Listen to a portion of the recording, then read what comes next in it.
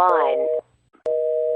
Hello, you babesicles. Welcome to episode 3 of Murder Between Friends. I am your host, Sherilyn, and I'm so glad you're here. I know I always say it, but I truly do appreciate all the love you give me, whether it's on the channel or over here on the podcast. You all mean so much to me, which is perfect because so does today's guest. And I know if you don't know her already, by the end of the show, you'll love her just as much as I do. I won't keep you waiting any longer. Ladies, gentlemen, my Sippendales, or we gremlins, as our guest would say, welcome Megan True Crime. Hi, babe. Hi, how are you? I'm good. How are you? I'm so excited you're here. I know, I'm so excited. I can't wait. I've been so looking forward to it. Me too. We've been talking about this even before. I mean, you knew a podcast was like in the works before a podcast was in the works. So I'm really, really excited that you're here. Oh, thank you. Thank you so much for having me. Honestly, I've been so excited for you. And like you said, I've been waiting for this. I've been waiting patiently. You're the best. Well, I hope to have you like so much more. So like even before the it's done, I'm just like, everybody, Megan and I are going to one day start a podcast together.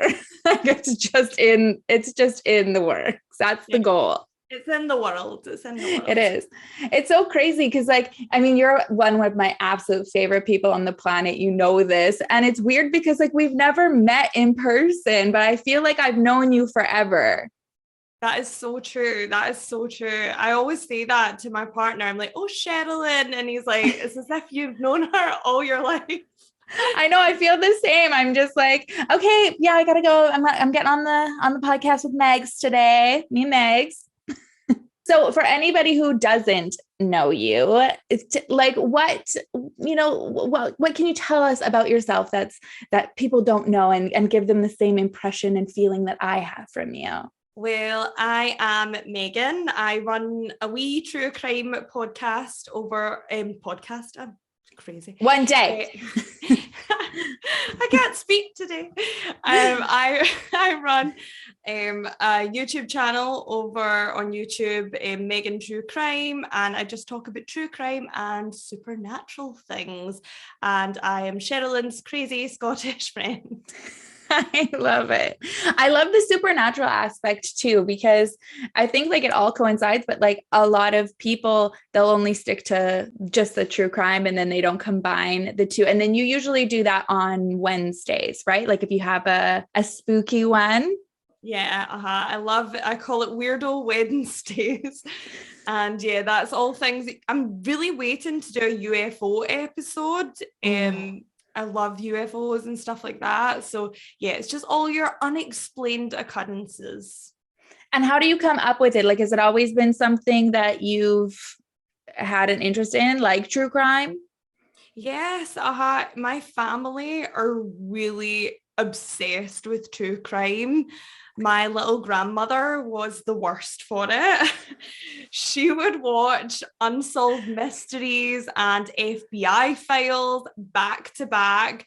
And if she was babysitting us, we had to just sit and watch that. That's what was happening. So everyone else's grandmothers were like doing wholesome, nice things on a Sunday, and we were sitting watching brutal murders on television. That's amazing. Just baking cookies. You guys are like, oh no, we've seen this episode like 7 times. Don't mess with my grandchildren. They'll take you out. What was her name? What is her name? Her name was, she's no longer with us, but her name was Jessie. Jessie? Yeah. I love it. So you're just channeling your inner grandma Jessie. Now I'm ever going to just always feel that way. You have to do like an episode on her, I feel. I know. Oh, do you know, she had an encounter with a serial killer, and I will be doing that in an episode soon. Okay, we are all going to be tuning into that. How long have you been on true crime or on YouTube, babe, for anybody who doesn't know? So only really over a year. I'm a baby really when it comes to YouTube. And yeah, it's flown in. I can't imagine what I was doing with all my free time before I did YouTube. Right? Yeah, it's a full-time job, definitely. Absolutely. And are you Is YouTube now your full-time job yet? Are you close to there, or are you doing something else? Yeah, I just recently moved to full time on YouTube, and that's only been for about 2 weeks. I know, I feel like I've been talking about this with you for so long. So, Babe, yeah, I'm gonna cry. I'm I so know. excited for you. You've worked so hard. So have you, everybody. I feel everyone on YouTube puts in so much effort to create this content, and it might only be like a 30-minute video, but it's literally like 5 days of work and then some. Yeah, With the it's research. insane. I always tell everybody that I've never worked harder than I have on YouTube in my life, but I've also never loved what I've done more in my entire life, and I want people to know that there's those options, right? Like whatever it is, just take it. And it's not going to happen overnight, like you're working your full-time job that whole time. I know so many times you were so exhausted and pumping out 2 videos a week. Like I can't imagine. I'm so excited for you. Thank you. Yeah, it's definitely been worth it. And it's like you said, I can't imagine my life not doing this. I was working full time in retail, which I loathed. It just was not my passion. And I did that for years. And I think I just assumed that you didn't have to love what you do. Like no one enjoys their career. Right? Isn't that sad? I felt the same. It's Yeah. just like, okay, this is just what we do, and what we want to do is unattainable, or who are we to be able to do what we would love to do? Yeah, definitely. Yeah, So there's glad, there's so glad we broke the mold. there we go, babe. And so did you ever embark on a different niche, or was it always true crime when you came onto YouTube? So it's always been true crime on YouTube. I actually started, it was right in the middle of the pandemic. Right when that started, I was actually looking to go to university to study mental health nursing within the prison system here Oh, in the UK. So that's what I wanted to do. I wanted to go into prisons and be a mental health nurse. And oh my I God. I enrolled in everything, and then the pandemic hit, and I was like, well, I could just do this for the time being, and then it just became a thing. And then that was it. It took off. So like this is what you want to do now. Yeah, definitely, 100%. I mean, eventually, who knows, when my YouTube days are over, maybe.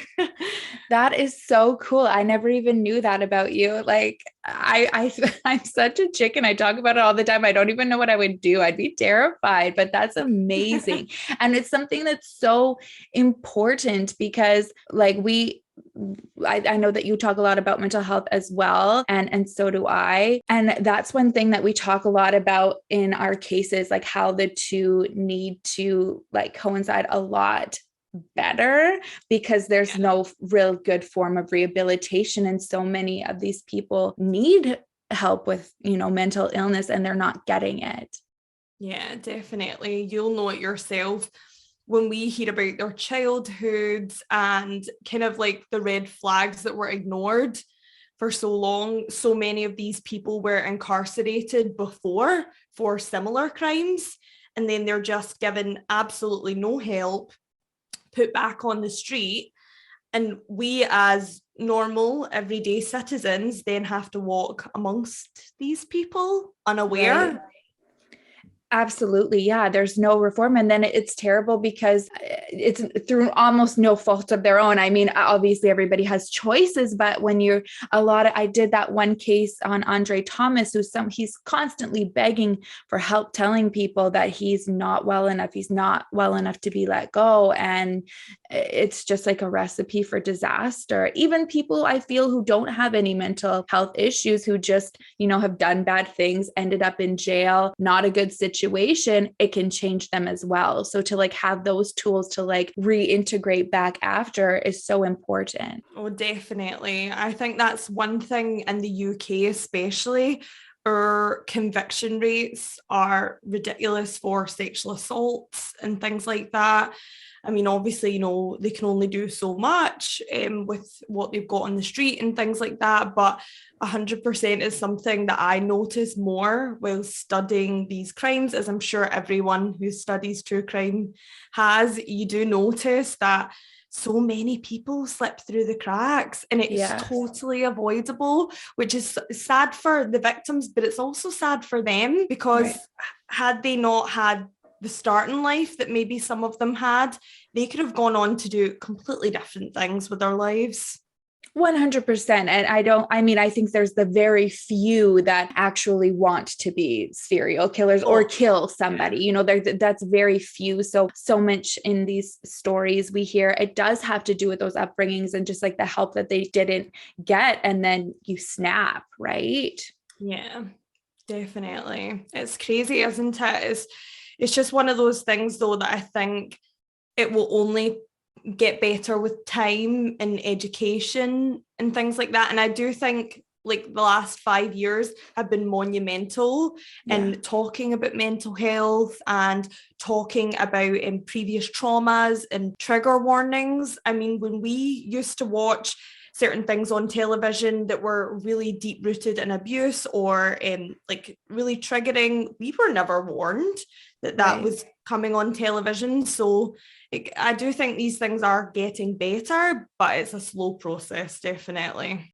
Absolutely. I actually love you always do that. Something I have to work on, which is weird because like I have so many traumas, like so much triggers me, but in the same sense, I always just kind of assume, and I shouldn't, that when you're watching like an episode, it could be like triggering. But I do love that about you, is like, you'll always talk about what you're going to kind of get into before you do. Yeah, I actually never used to. And then I got a message from someone who said that really triggered me. I didn't know it was going to be that kind of a case, because I naively believed as well that everyone looking at true crime must be prepared for some sort of traumatic incident in the case. But I think I realized it's specific cases trigger certain people. 100%. And that's when I started doing it. But yeah, I would say probably episodes 1 through like 30. I really didn't. I used to forget. It's going to be my new thing. You're going to be my inspiration for it, because I do think it's really important, So what I guess this next question, I kind of want to, now I'm like really like loving this, like what your original career path is going to be. But was there a case specifically that made you want to get into that field and like start YouTube? Yeah, I think the case that made me want to get into true crime in general was years ago. It was a case called the Casey Woody case. And I've covered it on my channel, but it was one of my first episodes. And it was a young girl who was contacted on Yahoo Messenger. And it turned out that this 16-year-old boy was no 16-year-old boy. And he stalked her. And I just feel like learning more about his childhood and who he was and the kind of red flags that were already there. Police had already been looking at him for certain things that had been found on his computer previously. And I just feel like there was a massive gap that could have been closed just by mental health, probably in the prison system. And I do feel like that is a recurring theme in a lot of the cases I cover. I do try not to focus too much on the person who committed the crime. I don't try and focus too much on them, but I do also think that there's things us as potential victims can learn from these cases, because 60% of women are murdered by an intimate partner, for example. And if we just learn these red flags of abuse, verbal, emotional, physical, before it escalates, I think a lot of people think for a long time there as well, if someone isn't physically violent, they won't ever be physically violent. Whereas, I know everyone out there who knows true crime knows that it's just an escalation period. And, that's how they rein you in. They are charming. They are the perfect gentleman. They're not going to, turn violent straight away, because every normal person would just walk away. Right. But if you think that there was someone in there that was worth saving, then you'll stay, and they know that.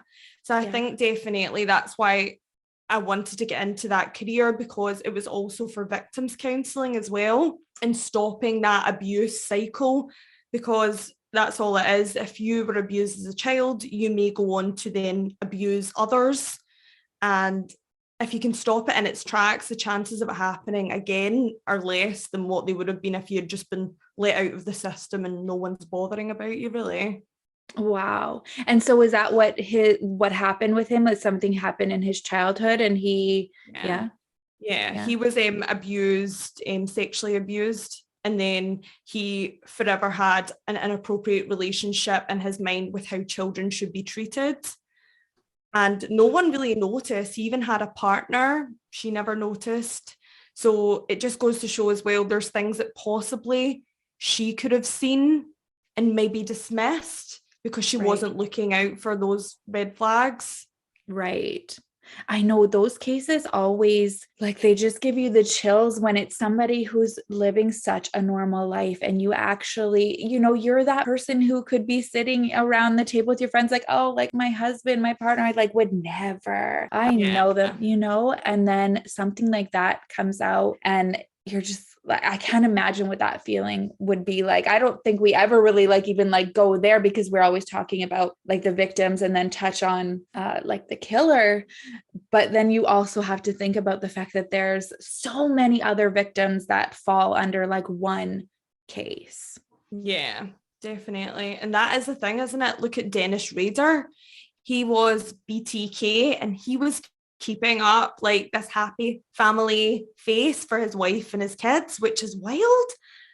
He was going home, getting dinner, and then going out at night, and no And one. when you look at him, like I don't want to say, but he looks adorable. He would be one of those Yeah. little nuggets that I would see and be like, oh, he's adorable. Oh, Dennis, that's what I would be like if I was a part of his church. I'd be like, oh my gosh, like he's precious. You never think about that, right? I know. And I always think that the church as well, if someone's going to church every Sunday and praying with their family, and people said he used to get quite emotional in church.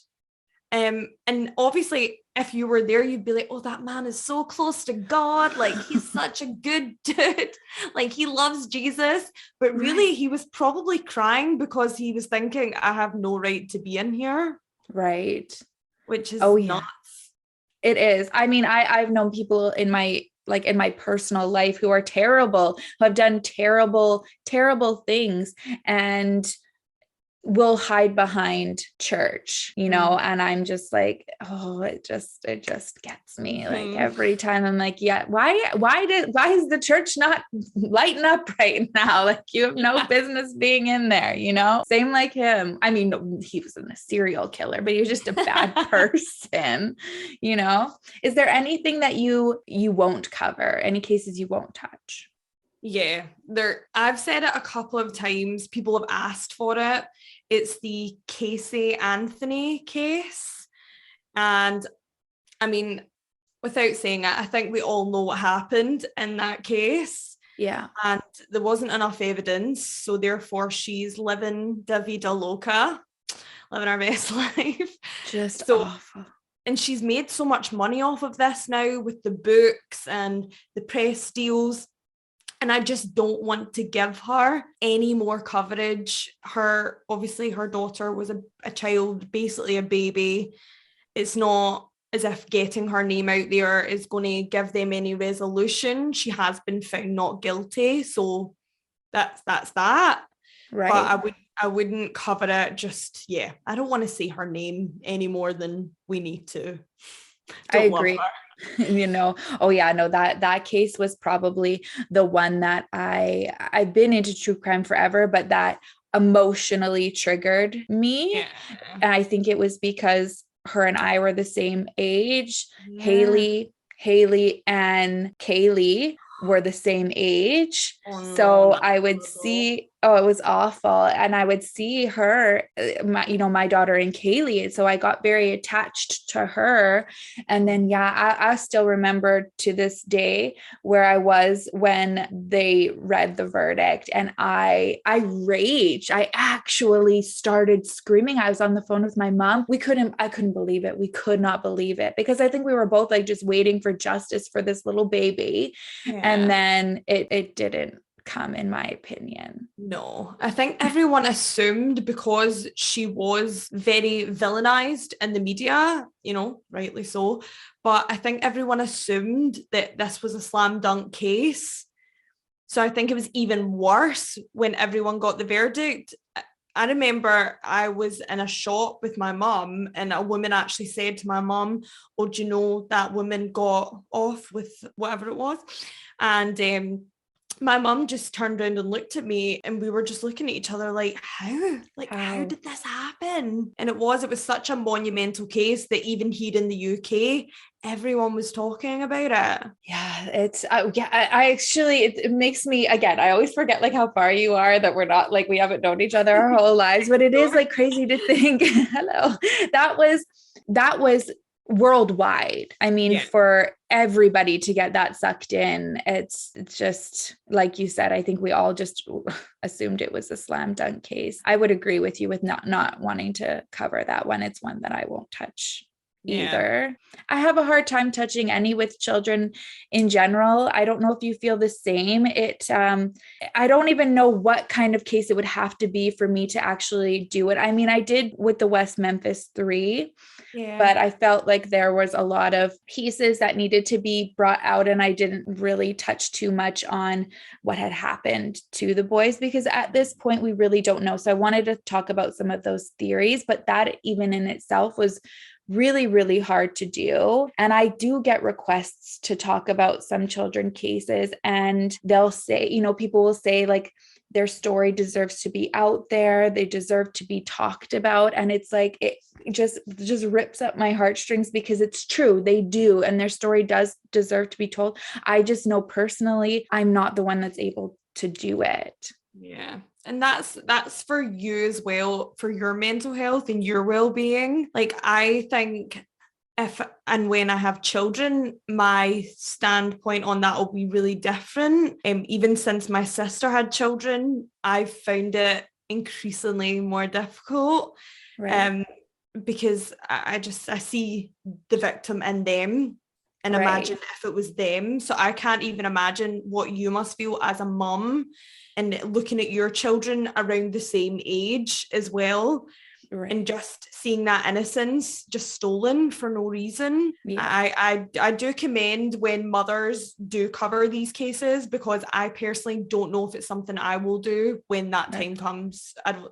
It's just too emotional. It's heartbreaking. It really is. I feel the same. And I just take on too much of that. And I have got my own issues too. And that's just how to deal with behind the scenes, right? So we don't add too much there. It does have to take like a certain case that I will do, but that would be mine. I want to talk to you about something that you had just brought to light. It was not yesterday, but a couple days ago.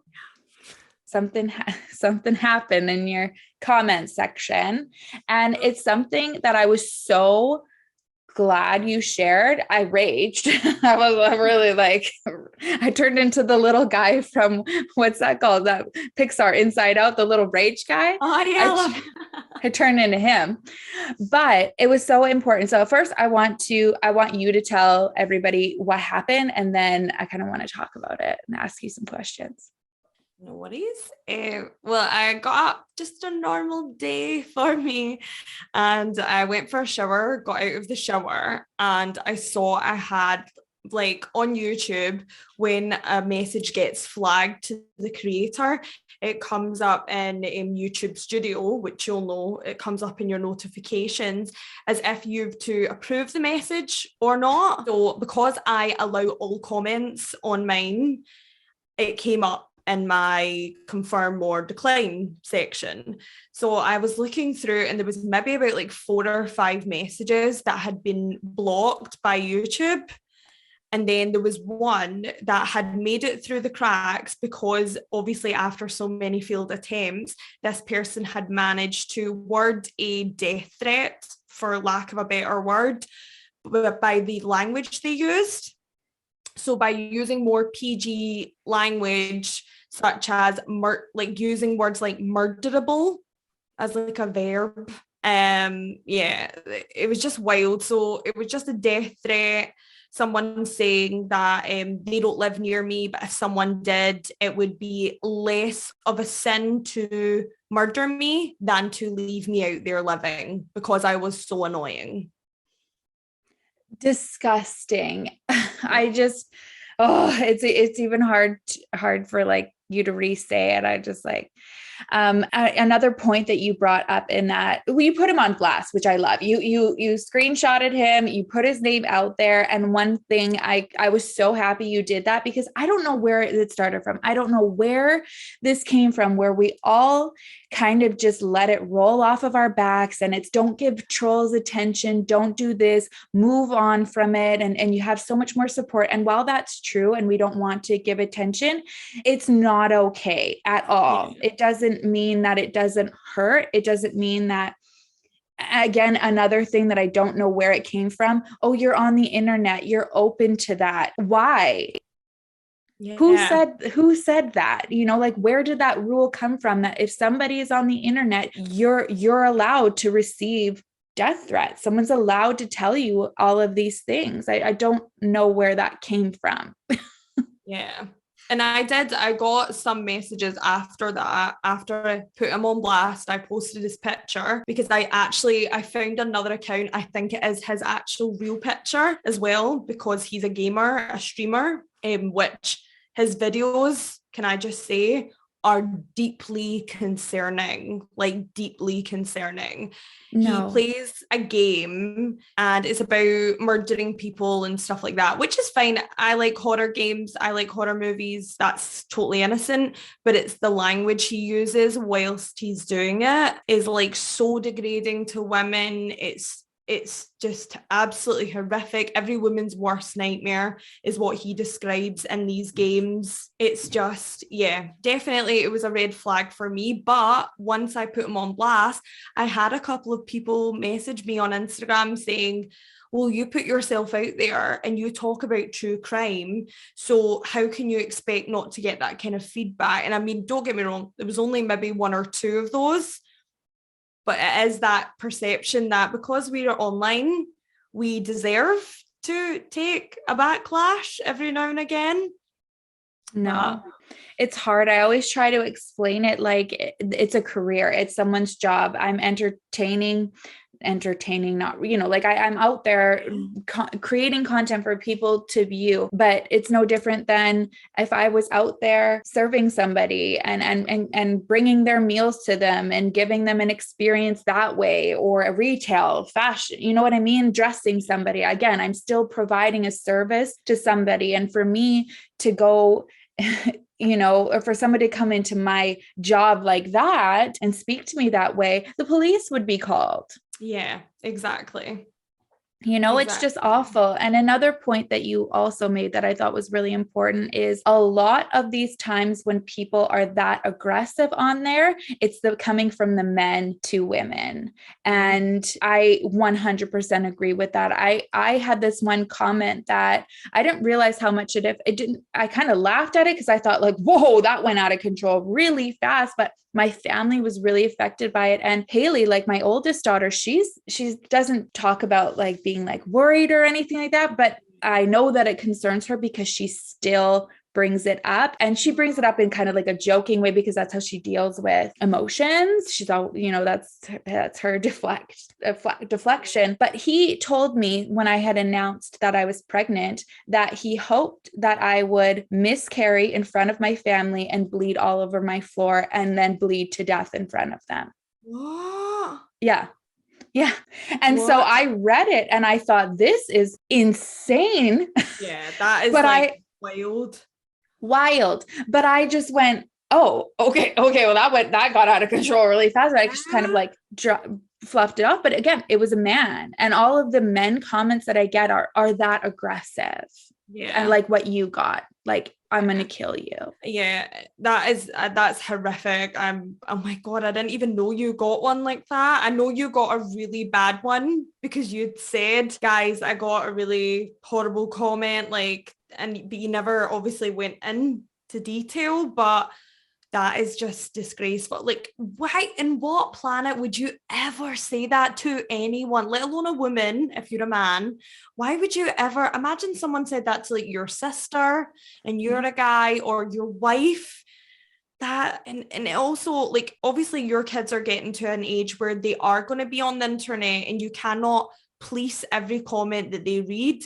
So the fact that they know that you have a family who could potentially be reading that and they still continue to write it. Yeah. And that's the thing, like, I've noticed, like, YouTube does block certain words, certain things. So this person, I guarantee, has wrote about 5-6 messages before that one has finally gotten through. So they've had time to sit and process what they're writing, which is the worst part. It is the worst part, because at what point are you not like, okay, you know what, that didn't go through.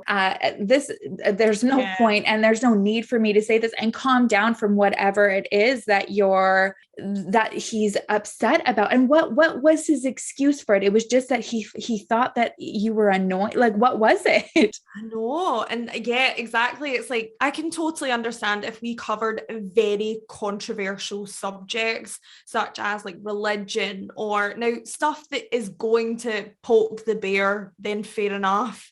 Not fair enough. No one deserves that kind of message. But then you could maybe think to yourself, well, maybe I've really offended their culture or something to do with their religion. But the fact that we are always on the side of the victim, it makes me think, are they saying some things in my video about their upbringing, about the red flags and triggers that they're now showing to other people?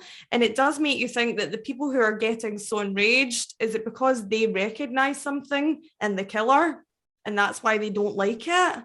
Projecting onto, absolutely. I never even thought about that. And that makes it even more terrifying. Yeah, I guarantee anyone who can leave that kind of a message is not someone who's going to be able to heal themselves just on their own. I think someone who's willing to say something like that, they need help. Like, they need someone else to shine that light on them, because they're never going to do it for themselves, really. I don't think. Oh no, absolutely not. I mean, I think that's always just like the excuse, right? Like the victim. Like, we all have a choice. And I used to do the same thing in my life when Brittany Vaughn had said that, like, hurt people. And I've been there, when you're hurting, you can't stand anybody else, doing well, and you'll pick at certain things that annoy you, but it's projection. It's what you see in yourself. So when you get that, I can't imagine getting to that point of aggression to say that. And then, like, is he a streamer? We don't need to say names, but like, is this somebody who, like, people follow them and listen to them?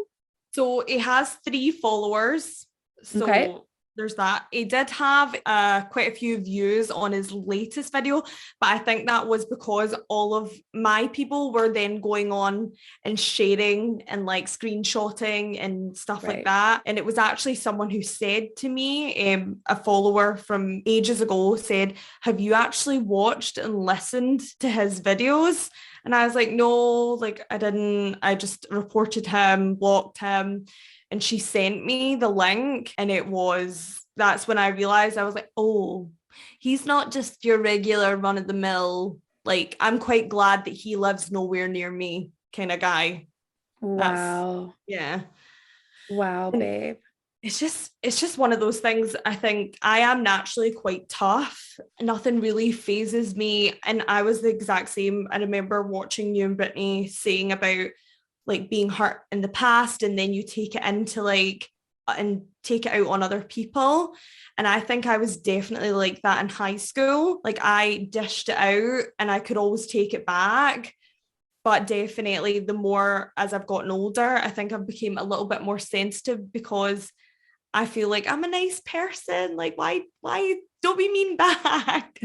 Yeah, I agree. And I think also we have a lot of like other things going on growing up, right? Like we there's already like the added issues of like hormones and stuff. So if you also have other things bothering you, it's hard to kind of like pull those two apart. And then when you grow up, you can realize those mistakes, fix them. But one of my hardest things was the guilt, right? It was just like I looking back and being like, okay, well, we should have been able to deal with that differently, Sherilyn, and learning how to forgive myself. And that's what I've really like worked on the past couple of years, is where I'm finally at a point in my life where, I've made my amends. I've forgiven myself. And I think that's the hardest part.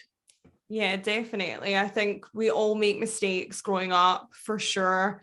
And I think it's not always easy for everyone. I know obviously a lot of people have really rosy childhoods and that's great for them. But I do think that if someone's being a little bit mean to you in school, you do need to sometimes think, right, well, they're horrible, but there's probably a reason they're horrible.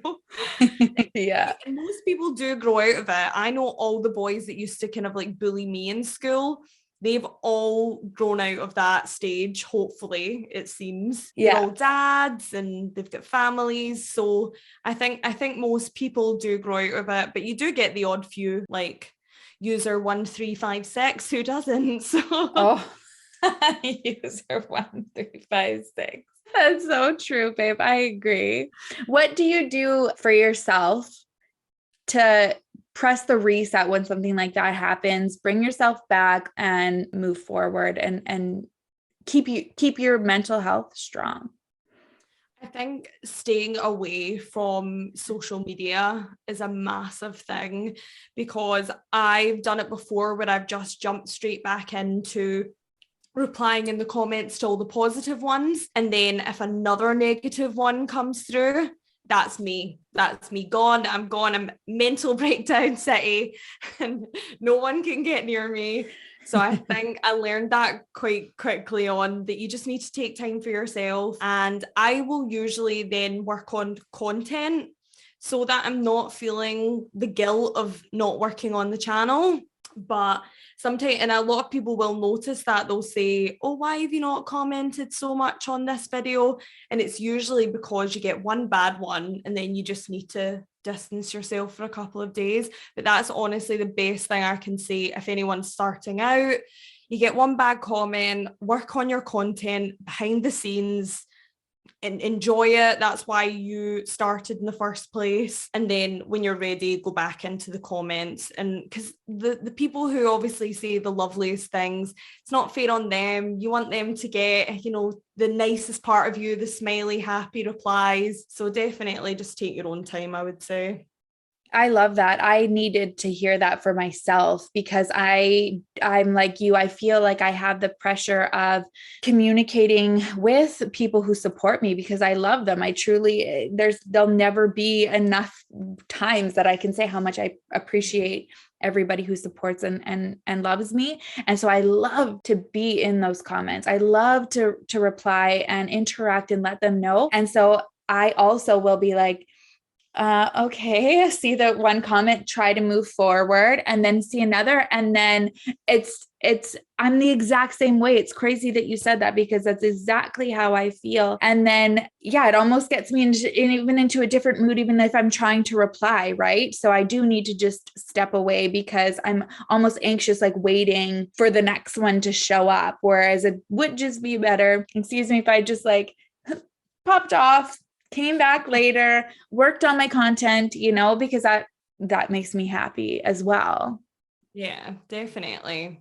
And you can't help it. You're always going to get one that wants to like ruin the party. And it's weird too, because you know what? I also have days where there can be 7, coming through all at once. And I'm like, bang, bang, bang, bang, I'll laugh at them. I'll let them go. I was clearly in like a really good mental health day, the day that one guy came for me, because it didn't really affect me, but I'm like, it really didn't. I just kept moving on with my day and it affected everybody else. And I was like, it's fine. Like, this guy's crazy. Like, just let it go. But I never really realized that it was really somebody story behind the like the comment, and it's a real person that said that. So yeah, maybe I shouldn't have let it go so easy, but it's weird that how some days it's just also how I'm feeling, or maybe how you're feeling too, where you're like, okay, I can take it. And then other days I have to take your advice and be like, okay, it's not a good day to just take it. Let's just move on. I used to actually reply. This is the word number one, never reply. I used to always reply with like funny messages. I remember one guy messaged me saying something about your microphone. So I'd just gotten a new microphone, and he was like, your microphone's too sensitive. Are you being stupid? Like, you're ugly. And then like, your acne is horrific. Just like, I was like, it started off about the microphone, but it clearly wasn't about the microphone. So I was just like, oh, okay. So I just messaged back, oh, sorry, I can see that my microphone isn't the only sensitive thing here.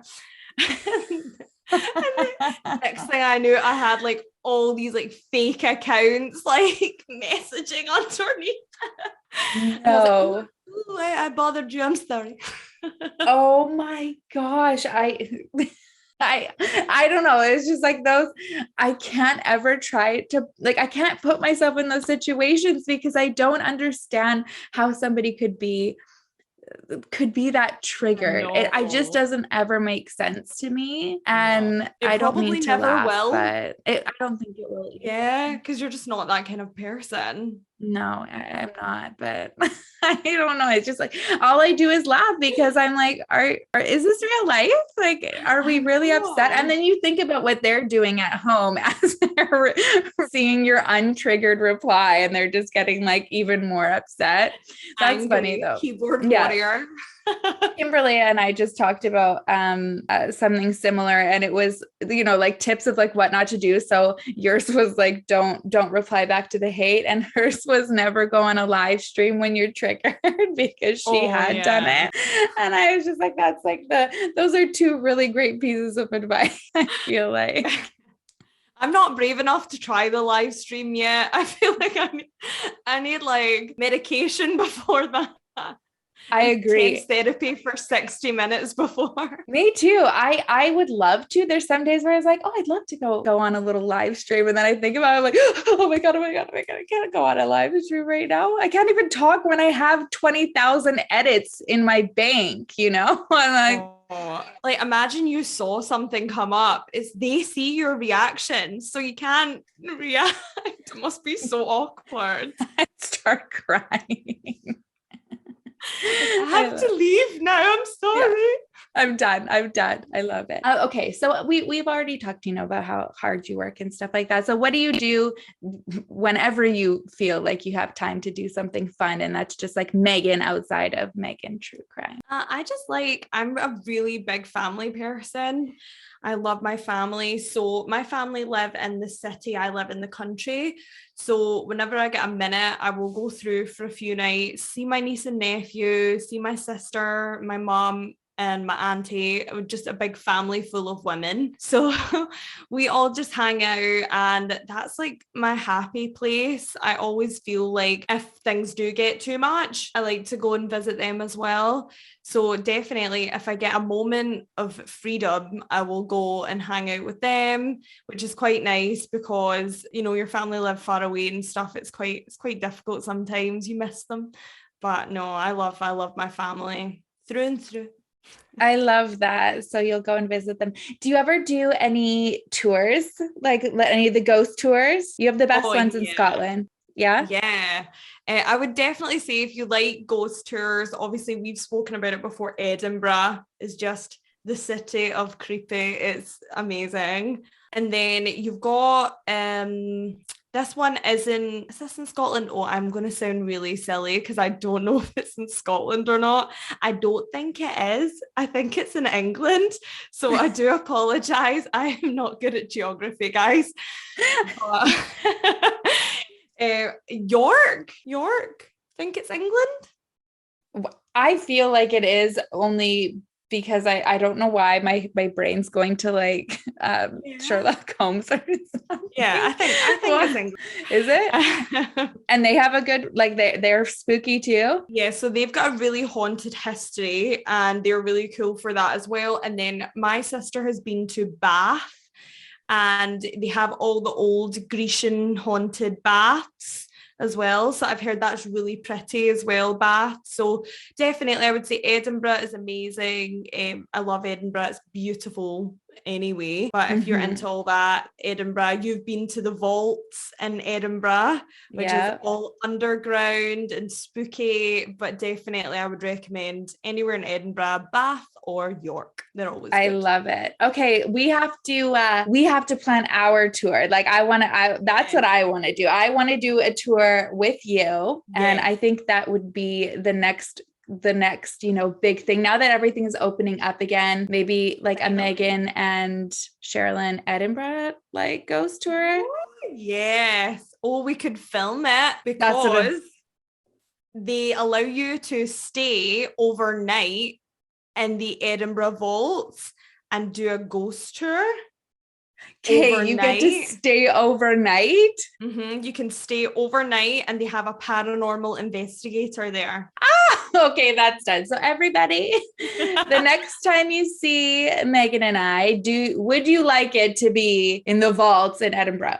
There's a part of me that says like, yes, we really do want that. And then a part where I'm like, okay, I don't know if I can actually spend the night. I think we'll definitely need the men just for protection. 100%. Yeah.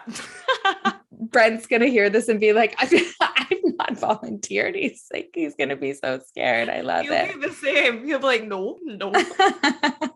I love it. Okay, babe. Well, that is the next plan then. I am so thankful that you came on here today and we got to learn more about how wonderful you are. You guys, if you are not subscribed, if you are not watching Megan True Crime, you need to go and do it. You will absolutely love her. Megan, I hope you come back. I love you to pieces. I know. I love you so much. Honestly, can I just say you've been a massive support to me beginning my channel. You reached out and you were always so helpful, so friendly. And yeah, it's just rare in this world. So thank you so, so much. I really do mean that. And yeah, it's nice to have a friend from over the sea, over the water. Yeah, I can't wait to connect in person with you. It's just, that was what drew me to you, was just that I felt like I already knew you. I'm like, I saw so much of myself in you and I'm like, oh, we are reaching out to her and I scoop her into the club here over here. She's my bestie.